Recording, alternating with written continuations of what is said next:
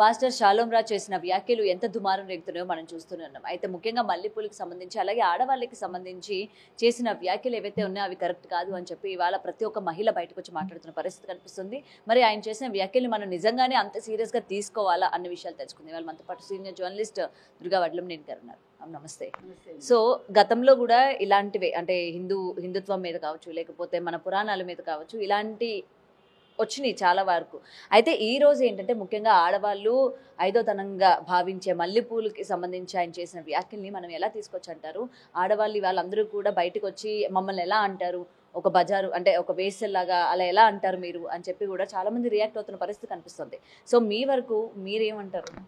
First అసలు నేను shalom రాజు గారికి ఒకటే చెప్తున్నానండి.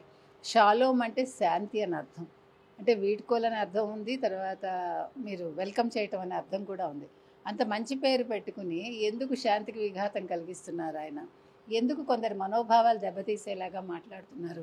మహిళలని మీరు ఎందుకు కించపరుస్తున్నారు? బజారు మనుషులే మల్లెపూలు పెట్టుకుంటారు అంటే అంటే అది స్త్రీలను అండవేగా.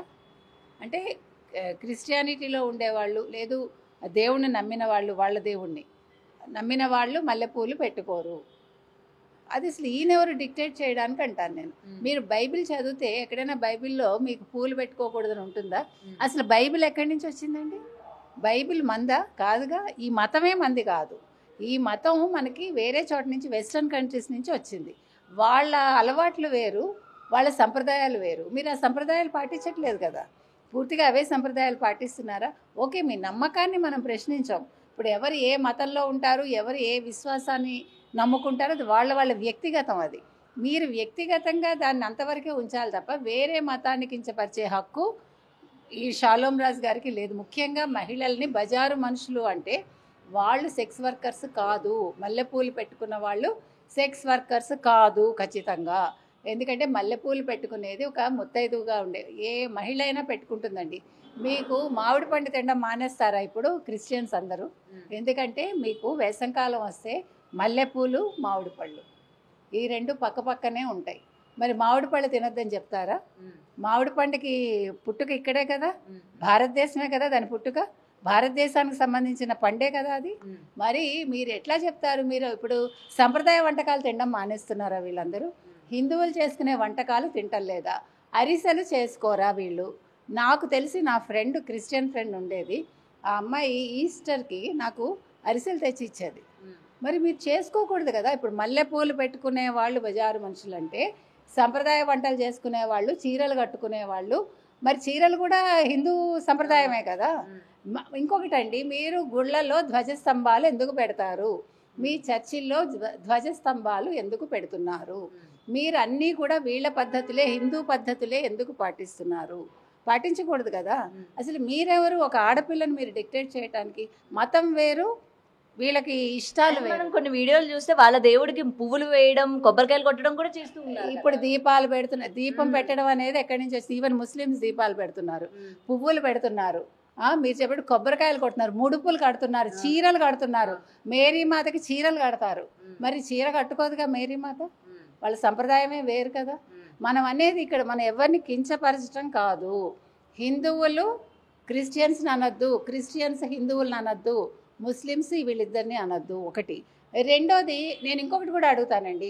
క్రిస్టియన్ మత వ్యాప్తి కోసం మీరు పొద్దున్నే ఇంతంత మంది, 10 మంది 12 మంది గుంపుగా మీరు పాంప్లెట్స్ తీసుకుని, బైబిల్స్ తీసుకుని హిందువుల దగ్గరికి ఎందుకు వెళ్తున్నారు? మీరు హిందూ సంప్రదాయాలు పాటించద్దు అన్నప్పుడు హిందువులను మీరు అడగండి. మీరు బలవంతంగా వాళ్ళని మత మార్పిళ్ళు చేయకండి. నేను చెప్తున్నది అది. మీరు మీ మతంలోకి వచ్చే వాళ్ళని తీసుకోండి, దానికి ఎవరికీ అభ్యంతరం లేదు, ఎవ్వరూ ఎవరిని కించపరచరు. కానీ షాలోమ్ రాజు గారు మల్లెపూలు పెట్టుకున్న వాళ్ళు బజారు మనుషులు అంటాం మాత్రం చాలా తప్పు. దానికి ఆయన క్షమాపణ చెప్పాలి. ఎందుకంటే హిందూ మహిళలందరూ కూడా మల్లెపూలు పెట్టుకుంటారు, అది చాలా ఇష్టం వాళ్ళకి. మీకు తెలుసో లేదో, మా చిన్నప్పుడు మేము వేసంకాలం వస్తే మల్లెపూల జడలు కుట్టుకునేవాళ్ళం. అది మస్ట్ అండ్ షుడ్ అనమాట. అంటే పెళ్లిలో ఇప్పుడు వాళ్ళు పెట్టుకుంటారో లేదో నాకు తెలియదండి, అది నాకు అనవసరం కూడా. ఇప్పుడు క్రిస్టియన్స్ పెట్టుకుంటారా పెట్టుకోరా నాకు అది వాదనే అక్కర్లా, అది వాళ్ళు ఏమైనా చేసుకొనివ్వండి. కానీ వాళ్ళు హిందూ సంప్రదాయాలు పాటిస్తూ పసుపు తాడు వేసుకుంటున్నారా లేదా? వాళ్ళు తాళి ఎక్కడి నుంచి వచ్చింది వాళ్ళకి? తాళి మీద మీరు ఇవాళ క్రాస్ వేసుకుని తాళి ఎందుకు కట్టించుకుంటున్నారు? తాళి ఉండకూడదు, వాళ్ళకు ఓన్లీ రింగ్ ఉంటుంది అంతే. మీకు వెస్ట్రన్ కంట్రీస్లో మీకు అంటే క్రిస్టియానిటీని నమ్మేవాళ్ళు ఓన్లీ రింగ్ వేసుకుంటారు. మరి మీరు తాళి ఎందుకు కట్టిస్తున్నారు? దాన్ని ఎందుకు యాక్సెప్ట్ చేస్తున్నారు? పసుపు ఎందుకు మీరు వాడుతున్నారు? ముస్లిమ్స్ పసుపు దంచుతారు, క్రిస్టియన్స్ పసుపు దంచుతారు, మీరు ఎందుకు వాడుతున్నారు? మీరందరూ కూడా మీ అవసరాలకు మీరు వాడుకుని ఏ రిలిజియన్లోనైనా సరే, ఏ మతంలోనైనా నేను చెప్పేది ఒకటే, మహిళలని మీరు రెస్ట్రిక్ట్ చేయకండి, వాళ్ళని మీరు మీ పాదాల కింద తొక్కడానికి చూడకండి. వాళ్ళ ఇష్టానుసారం వాళ్ళు ఉంటారు. క్రిస్టియన్ మహిళ బొట్టు పెట్టుకుంది, ఆవిడ ఇష్టం, పెట్టుకోలేదు అది ఆవిడ ఇష్టం. నువ్వు ఇలాగే ఉండాలి అని ఎవడు డిక్టేట్ చేయకూడదు. మీకు హిందూ మతంలో మీకు ఎక్కడ కూడా డిక్టేటర్షిప్ లేదు. ఎవరికి ఉండే ఇండివిజువాలిటీ వాళ్ళకు ఉంది. సరే, వాళ్ళకి ఇష్టమే వాళ్ళు అందులోకి మారుతున్నారు. ఒకళ్ళు మారాక నేను మారాను కాబట్టి నా కుటుంబంలో వాళ్ళని మార్చాలని వాళ్ళు మారుస్తారు. అదంతా కూడా వాళ్ళ ఇష్టాలు. కానీ చెప్పేది ఒకటే, దయచేసి హిందూ సంప్రదాయాన్ని మీరు తిడుతూ మళ్ళీ వాటిని ఫాలో చేయకండి. మీరు మల్లెపూల గురించి మీరు మాట్లాడారు కాబట్టి ఖచ్చితంగా ఆయన ఒక కథ కూడా చెప్పాడు. ఒక పల్నాడులో కదా ఇది జరిగింది. ఆ చర్చ ఎదురుకుండా ఒక మల్లెపూలు అమ్మే వ్యక్తి వచ్చి కూర్చున్నట్ట. ఒక ఆదివారం కదా చర్చికి వెళ్తారు వాళ్ళు. పొద్దున్న వచ్చి కూర్చుంటే పాస్టర్ అడిగారట, మీరేంటి ఇక్కడ మల్లెపూలు పెట్టుకున్నారు అంటే, అమ్మకానికంటే మా స్త్రీలు ఎవరు మల్లెపూలు కొనరు, పెట్టుకోరు అని అన్నట్టు ఆయన. అని పరిశుద్ధాత్మ రక్తంతో తడిసిన వాళ్ళు ఇలాంటివి పెట్టుకోరు అని ఆయన అక్కడ ఉపన్యాసం ఇచ్చాడు. అయిపోయింది, మొత్తం ప్రేయర్స్ అంతా అయిపోయాయి, అందరు ఇళ్ళకి వెళ్ళిపోయారు. పాస్టర్ బయటకు వచ్చాక మల్లెపూలు అతను అక్కడే ఉన్నాడు. ఏంటి ఇంకా ఇక్కడే ఉన్నా అంటే, ఒక్కళ్ళు కూడా కొనలేదు అంటే, నేను చెప్పాను కదా మా వాళ్ళు బజారు మనుషులు కాదని. అంటే ఎంత తప్పండి? అసలు మీరెవరు డిక్టేట్ చేయడానికి? ఆడవాళ్ళకి ఇలా ఉండాలి అని చెప్పడానికి మీరెవరు? వాళ్ళ ఇష్ట ప్రకారం వాళ్ళు ఉండాలి, మగవాడు కాదు డిక్టేట్ చేయాల్సింది. నేను చెప్తున్నది అది. ఇక్కడ స్త్రీలని అణచకండి, ఏ మతంలోనైనా సరే. దయచేసి వాళ్ళ ఇష్టానుసారం ఉండనివ్వండి. మీరు మొన్న చూసారా, అమీర్ ఖాన్ని ఎవరో ప్రశ్నించారు, హ్యావ్ యూ అబ్జర్వ్డ్? మీ పిల్లలకి ఎందుకు ముస్లిం పేర్లు పెట్టారంటే, వాళ్ళ ఇష్టమై వాళ్ళే భార్యలు పెట్టారట. అందులో నేనేమి అందులో కలగజేసుకోలేదని ఆయన తప్పించుకున్నాడు చక్కగా, తెలివిగా. చూసారా? మరి అలాంటప్పుడు మరి హిందూ పేరు నువ్వు యాడ్ చేయొచ్చు కదా. అంటే ఇప్పుడు 2 పేర్లు పెట్టచ్చు కదా అక్కడ.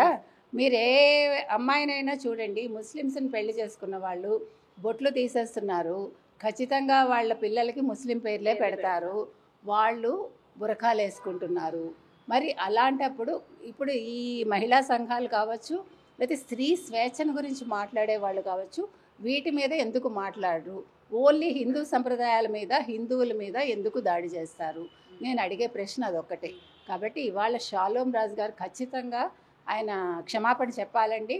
ముఖ్యంగా హిందూ స్త్రీలందరికీ వారు క్షమాపణ చెప్పాలి. మళ్ళీ ఇలాంటి అనుచిత వ్యాఖ్యలు ఇంకోసారి చేయకూడదు. వేరే ఒక పాస్టర్ కూడా ఆయన ఎక్కడ స్త్రీలు అని అనలేదు కదా అని వితండవాదన చేశాడు. ఆయన వితండవాదన చేయకండి, బజారు మనుషులు అంటే స్త్రీలే. ఇప్పుడు ఆ మనుషుల్లోని స్త్రీలు అన్న వాళ్ళు రారా అండి? రారు. అంటే వీళ్ళ ఉద్దేశంలో మరి వేరే ఎవరైనా ఇంకొక జెండర్ ఏమైనా ఉందేమో నాకు తెలియదు. ఇంకొకటండి, వాళ్ళు బజారు మనుషులు అయ్యేది మీలాంటి మగవాళ్ళ వల్లే. అది కూడా చెప్తున్నాను నేను. మగవాళ్ళు వెళ్తేనే వాళ్ళు వేసే వృత్తిలో ఉంటారు, వాళ్ళ కడుపు కోసం వాళ్ళు శరీరాన్ని నమ్ముకుంటారు, మీకు ఒళ్ళు బలుపెక్కి మీరు వెళ్తారు. కాబట్టి బజారు మనుషులు తక్కువ చేసి మాట్లాడొద్దు, అది కూడా నేను చెప్తున్నాను.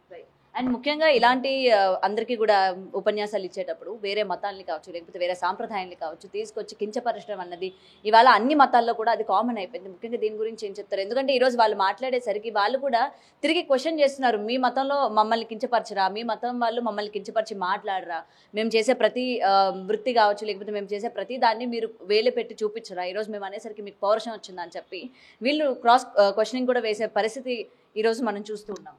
తప్పండి అది. ఏ మతం వాళ్ళైనా ఇంకో మతాన్ని మనం హేళన చేయొద్దు. వాళ్ళ బైబిల్ని మేము కాలు కింద తొక్కుతామని అనొద్దు, లేకపోతే వాళ్ళ బైబిల్ చదవకండి అని చెప్పే హక్కు మనకు లేదు. అదేవిధంగా వాళ్ళు కూడా అలా చెప్పకూడదు. నెంబర్ 1. నెంబర్ 2, మీకు పాస్టర్ ప్రవీణ్ విషయం మనం మాట్లాడుకున్నప్పుడు కూడా చెప్పాను నేను. వీళ్ళు హిందూ పురాణాల్లోంచి వీళ్ళు శ్లోకాలు తీసుకుని వాటిని వినిపించి వాటిని వాళ్ళు యేసుక్రీస్తుకి వాళ్ళు అన్వయించుకుంటారు. How it is possible? ఎందుకు చేస్తారు ఆ పని? మీరు మీ మతాన్ని గురించి చెప్పేటప్పుడు మీరు వెస్ట్రన్ స్టైల్లోనే చెప్పుకోండి. మీరు హిందూ మతాన్ని అన్నీ తీసుకుని మళ్ళీ హిందూ కీర్తనలు మీరు తీసుకుని ఆ కీర్తనల ప్రకారం మీరు పాడుకుని మళ్ళీ హిందువులను ఎందుకు తిడతారు? కాబట్టి మీ పద్ధతులేవో మీరు పెట్టుకోండి. మీరు బలవంతంగా మత మార్పులు చేయకండి, మీరు హిందువులను తిట్టకండి, మిమ్మల్ని కూడా ఎవరు తిట్టద్దని నేను ఈ సందర్భంగా ఖచ్చితంగా చెప్తున్నాను. Thank you ma'am.